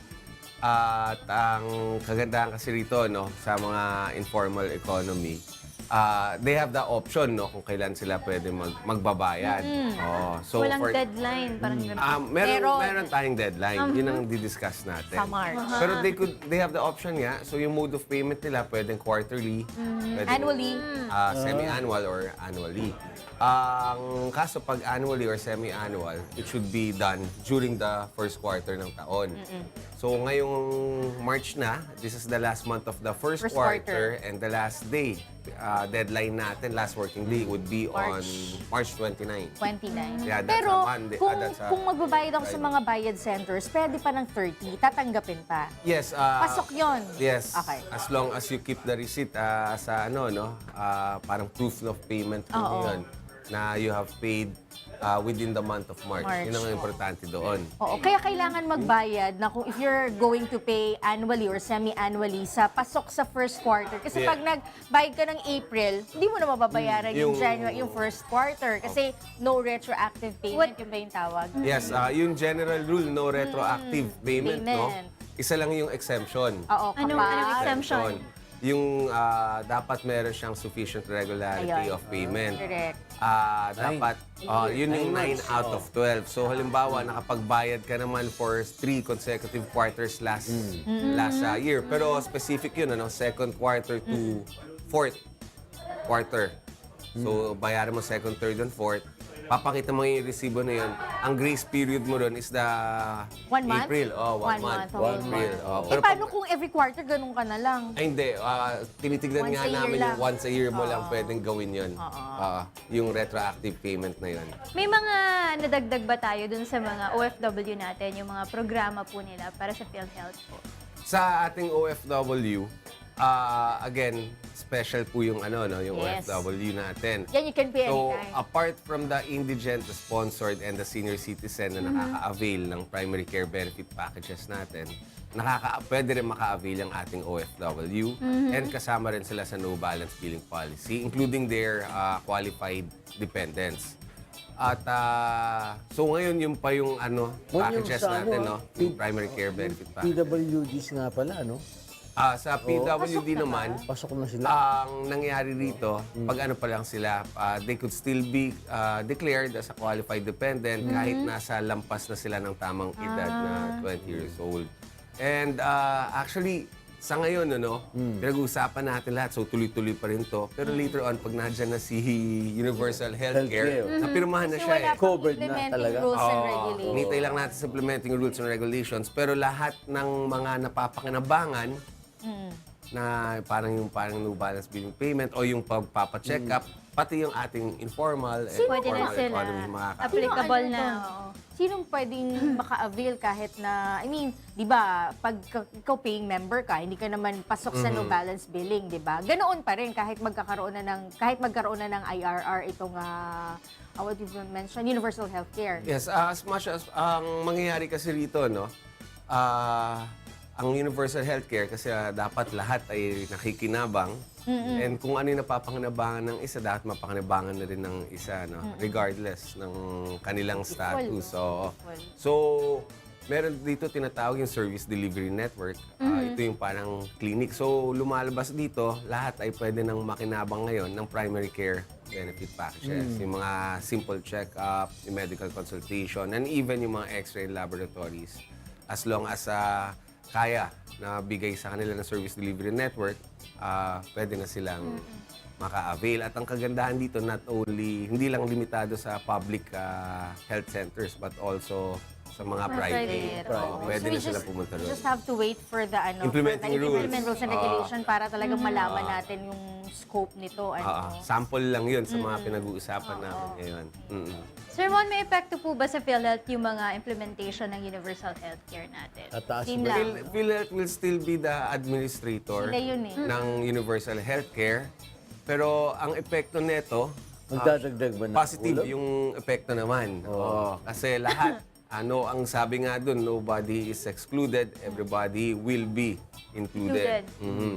So, kumbaga, no one will be left behind. Tsaka nasa inyo na lahat kasi di ba kanina pinag-usapan Yeah. natin, di ba before, di ba, yung mga humihingi ng tulong sa PCSO, for example, for kunwari dialysis or hospitalization, yung mga hihingi ng tulong sa pagbayad ng bill sa ospital, pupunta sila sa PCSO, magsusulat sila. yes. Sa dito, ang mangyayari niyan, everything that has to do with health, sa inyo na. I mean, of course, iba yung sa DOH, pero ito sa inyo na rin to. Yes, PCSO, yung PAGCOR, kumbaga, parang meron silang charity na,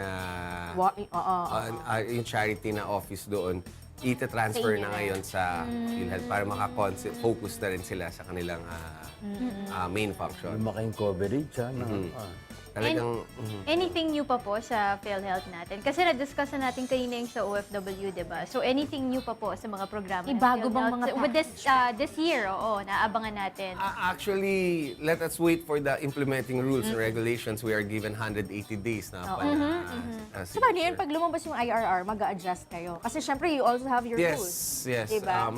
We have to follow the implementing rules and definitely mapapaliwanag tayo rito sa publiko regarding sa implementing rules and regulations. Pero napaka-positive talaga. Meron mga sinasabi doon na may contributory, may non-contributory. Tapos yung co-payment scheme na yung ibang members natin, if they want to have higher benefits, mas mataas din yung premium. So may mga ganun-ganun na usapan. So, Parang insurance na talaga na. so yun ang pag-uusap. Ang kagandahan din dito, kahit hindi ka member, tapos napasok ka sa hospital, at nakita na pwedeng gagawin ka na rin member para maka-avail ka ng PhilHealth. Sige, Sir Mon, paalala lang Yun na yung sa March bagong 13 na ngayon, ilang araw na lang dapat magbayad 29, no? Lalo na sa So, informal economy. Deadline natin is March 29. Again, sana wag nating hintayin na yung March 29 kasi humahaba yung pila. Correct. Malapit yung deadline. And nag-apologize kami kasi yung mga operations namin sa Pasig, Naantala. medyo naantala kasi dahil sa Apektado rin water shortage or Interruption. shortage na Yun lamang. At kung meron silang tanong, please call us sa 441-7442 and email us at actioncenter@philhealth.gov.ph. And happy birthday pala. Belated happy birthday kay Sir Delio. Delio. Happy birthday! Coach Delio. Thank you, Sir Mon. Thank you po. PhilHealth ko, PhilHealth natin to. Hey! PhilHealth nyo, PhilHealth ko, PhilHealth natin to. Hey! PhilHealth nyo, PhilHealth ko, PhilHealth natin to. PhilHealth nyo, PhilHealth ko, PhilHealth natin to.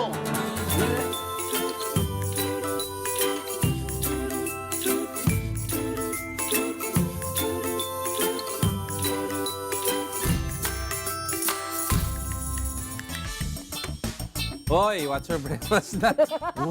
Angat!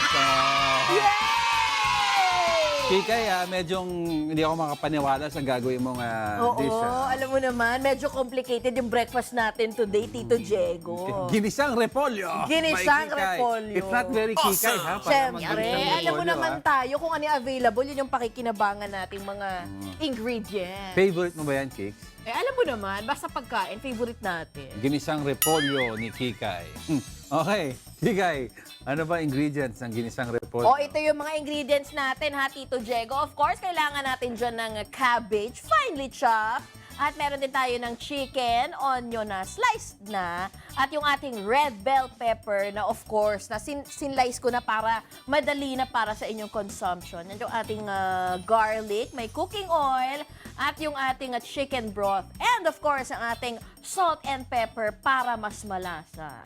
Wow, very simple lang pala. Na, pero... Oo, kung ano yung mga available sa ating ref, Tito Diego, pinakinabangan ko yan. O Game Kicks, ituro mo na yung atin ginisang repolyo. Napakadali lang nito, ha, Tito Diego. Of course, kayang-kayang masundan na ating mga kasangbahay. Unang-una, nilagay ko yung ating oil sa ating pan. Tapos nilagay ko na agad-agad yung ating garlic. Alam mo naman, mahilig tayo sa garlic na pagka-bango-bango.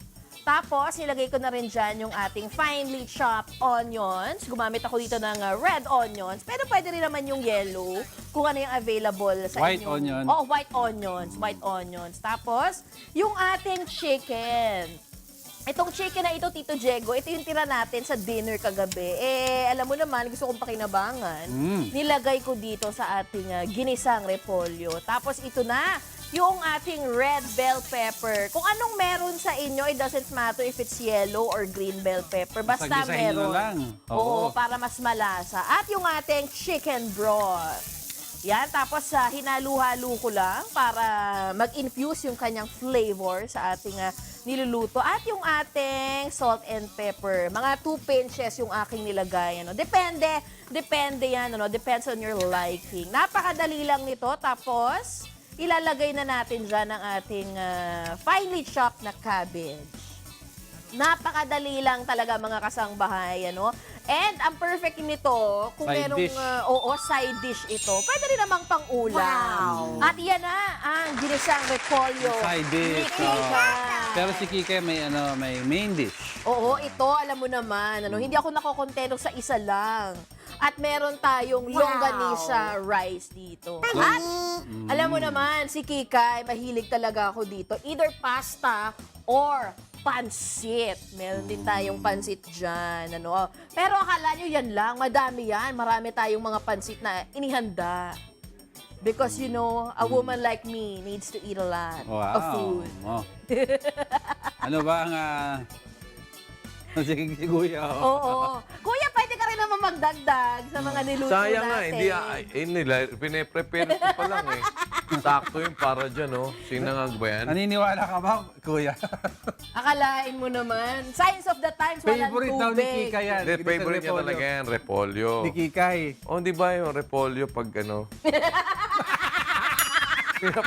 Alam mo naman, dapat sa panahon ngayon, laglag, napili. di ba? Oo. Di ba dapat pinapakinabangan pa rin yan? Healthy yan, ha? Oo, maraming benefits yan. Okay, ano mo, Kikay? Social media accounts mo? Yes, pwede nyo na po akong i-follow sa Instagram at Erica Honrado, sa FB din, Erica Honrado. And of course, sa Twitter, Erica Honrado din. The one and only, Erica Honrado. May babatiin ba tayo, Kik? Yes, gusto kong batiin, of course. Nagpapasalamat pala ako sa Good Morning Kuya para sa opportunity na binibigay ninyo. Na yun, pinagtsatsagaan niyo yung mga ginagawa ko. Tsaka sa nanay at tatay ko, salamat kasi maganda ako. Kahit medyo fluffy. Okay, thank you, Kikay. Ano ba to? Oo, pero ito, Tito Diego, dahil usapang pagkain na rin naman, may tanong ako sa inyong lahat. Sino sa inyo ang mahilig dito sa dessert? Besides me, after kumain? Importante. Rina, ikaw mahilig, no? Dessert. Importante ang dessert after. Totoo sila, Tita Angel. Para lahat naman. Hindi no? pwedeng... sweet. Pampakumpleto ito eh. Oo. Ikaw ba, anong paborito mong dessert, Tito Basta matamis. Diego? Basta matamis, no? Hindi na picky. Pero ako isa sa mga gustong-gusto ko na panghimagas is itong ube halaya. Ube halaya. Natanong ko lang yan kasi alam nyo ba na bukod sa masarap ito, meron din tayong mga nutrients na makukuha Purple dyan. yam. Oo, purple yam. Kaya alamin natin yan kung saan nga ba nagmula itong ube halaya at kung anong mga sustansya ang ating pwedeng makuha sa ating etymology.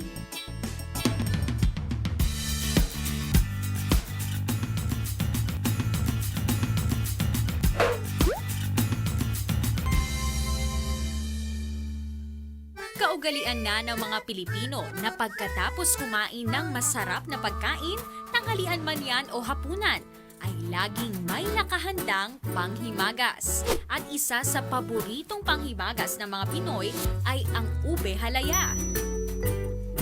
Madalas itong inihahanda tuwing may okasyon. Bukod sa panghimagas, ginagawa din itong palaman sa tinapay. Maging sa ibang bansa at lalawigan ay meron din silang iba't ibang bersyon ng halayang ube. Ngayong umaga, ating alamin ang mga nutrisyong nakapaloob sa pagkain na ito mula sa ating nutritionist dietitian. Good morning, Kuya! Ako si Criza Erica Pailago, ang inyong nutritionist dietitian. Ang ating topic for today ay tungkol sa ube halaya. Ito ay binubuo ng ube, condensed milk, coconut milk at butter. Marami tayong sustansyang makukuha sa pagkain ng ube halaya. Una, mayaman ito sa carbohydrates na pangunahing pinagkukunan ng enerhiya ng ating katawan. May fat or taba para magamit natin ang mga fat-soluble vitamins. Ang fat na nanggaling sa coconut milk ay tinatawag nating medium-chain triglyceride. It reduces your appetite, increases fat burning, and it increases the good cholesterol levels or the HDL cholesterol. Meron din itong fiber na nagsisilbing garbage collector ng katawan at nakatutulong para sa pagkakaroon ng regular na pagdumi. Mayaman sa vitamin A na nakapagpapalinaw ng ating mata, calcium para sa matibay ng ngipin at buto, iron para sa production ng dugo at mataas sa zinc na nakapagpapataas ng ating resistensya laban sa sakit. Ang 1 serving ng ube halaya ay 1 teaspoon o may timbang na 10 grams. Hindi lahat ng Pilipino ay sanay kumain ng mga pagkaing mayaman sa gata. Meron ditong mga nakakaranas ng mga food sensitivities tulad ng diarrhea kapag kumakain ito, kaya naman hindi na natin sila binibigyan pa ng ube halaya. Sa mga kasangbahay natin na overweight at obese, lalo na kung sedentary ang inyong lifestyle, dahil maaari itong makatagdag sa taba ng katawan. At sa mga may diabetes, maaari nitong pataasin ang blood sugar levels, kaya naman mainam na palitan ang condensed milk ng mga artificial sweeteners or cocoa sugar para ma-enjoy nyo rin ang ube halaya. Sana po ay marami tayong natutunan sa ating topic for today. Muli, ako po si Criza Erica Pailago, ang inyong nutritionist dietitian. Para sa iba pang nakakatakam na impormasyon tungkol sa ating mga kinakain, abangan ang aming mga susunod na etymology.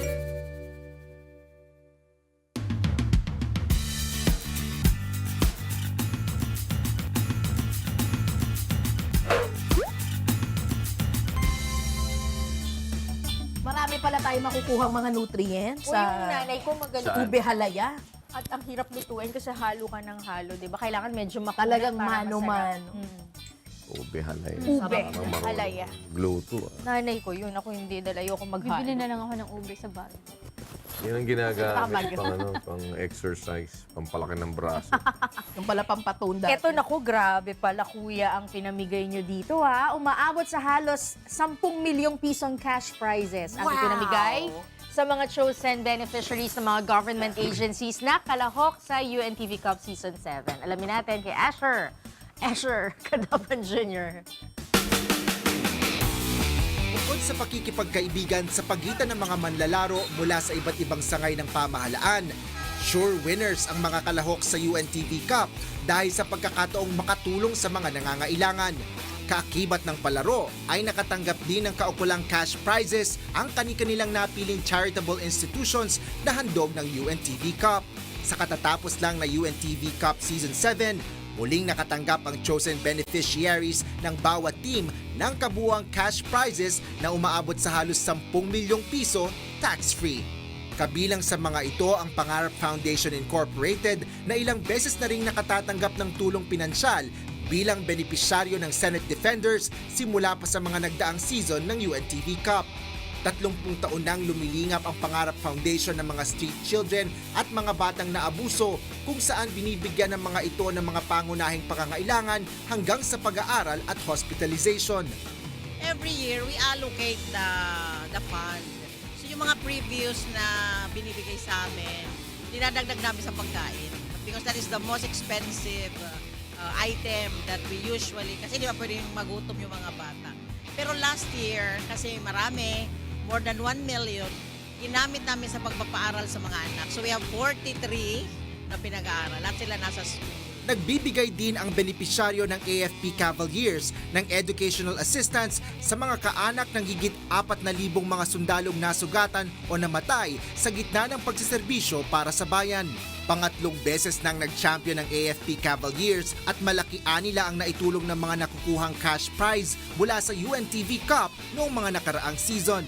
At dahil muling nakuha ng AFP Cavaliers ang grand prize para sa Season 7 ng UNTV Cup, nakatanggap ang Armed Forces of the Philippines Educational Benefit System Office ng pinakamalaking premyo na 4 million pesos. Maliban sa pagpapaaral, meron kami mga allowances na binibigay yung per semester and libreng miscellaneous, yung mga libro, mga pangangailangan pang-araw-araw ng mga beneficiary natin. Nagpahayag naman ng paghanga ang mga senador na sina Sani Angara at Joel Villanueva sa mga adhikain ng UNTV Cup, lalong-lalo na sa mga kababayan nating nangangailangan ng tulong. Napakaganda. Talagang modern fairy tales itong ginagawa nyo para sa ating mga kababayan. At kami naman, very privileged kami na maging parte nito. At naging instrumento kami through the game we love. Itong ginagawa nila Kuya Daniel ng UNTV leadership, talagang kakaiba to eh. Such a great honor na to be part of something really big, something that is never done before in the history of this country. Nagpasalamat naman ang public service advocate na si Kuya Daniel Razon sa patuloy na pagkakataon na makatulong at makagawa ng kabutihan sa ibang tao, anuman ang sabihin o isipin ng kahit na sino. We will always be happy doing it, at papasalamat tayo palagi sa Panginoon sa patuloy na pagbibigay sa atin ng pagkakataon na may pagpatuloy ito, at dalangin natin na sana habang meron pa tayong pagkakataon ay makapagpatuloy tayong magawa yung ating natutunan na makagawa ng mabuti sa lahat ng mga tao, at yung ating paniniwala na ang paggawa ng mabuti ay hindi magbubunga ng masama. Sa susunod na season ng UNTV Cup, inaasahan ang pakikilahok ng mas marami pang ahensya ng pamahalaan at makapag-abot ng tulong sa mas marami pang kababayan nating nangangailangan.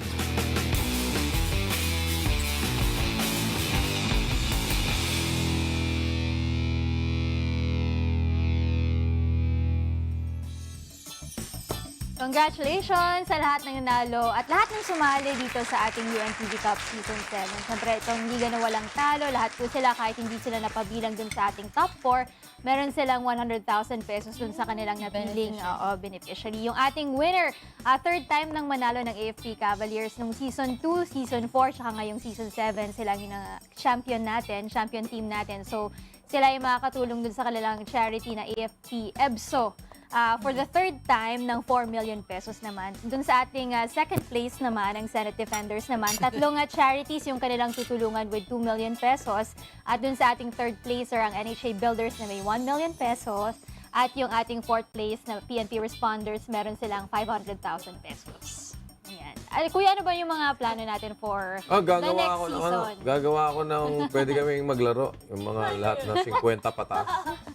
Lahat ng 50 baka pataas. 5 hours yung game nyo yan. Saka dapat half court lang, parang 3-on-3.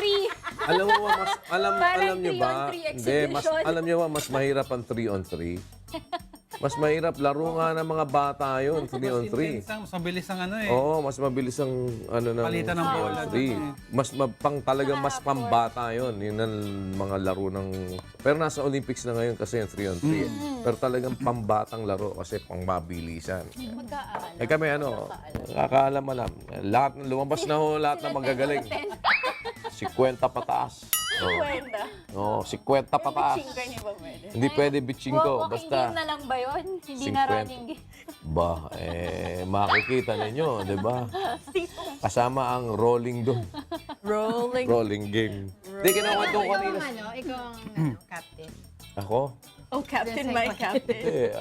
Player ako. Player ako. Playing coach yan. 50 pataas. Kwenta na kami shleta. Ba, hindi, kinukwento ko kasi kanina sa kanila, yung si Amberly Snyder. But stop it. Oo. Stop it. Ano pa yun? Okay. Talagang pagka nagkasama, ikaw na naman pinagkukwento. Oo nga eh. Ikay! Sila tatlo. Si Ika naman. Sila nilaglag nila Nilaglag mo na naman kami. Hindi. Kayo naglaglag sa sarili nyo. Wala ako sinasabi. Hindi lang yan yung sinasabi mo. Kasi 7:31 na daw. Andiyan na daw yung dress mo, kuya. Andiyan na. Oo. Kaya magpapasalamat muna ako sa 8 Style Salon. Bring out your best hair with 8 Style Salon. Located at 6 Scout Borromeo Street, South Triangle, Quezon City. You may book your appointments with their friendly and expert stylist by calling 799-2109. Thank you, Miss Melanie C. Okay. Tapos na.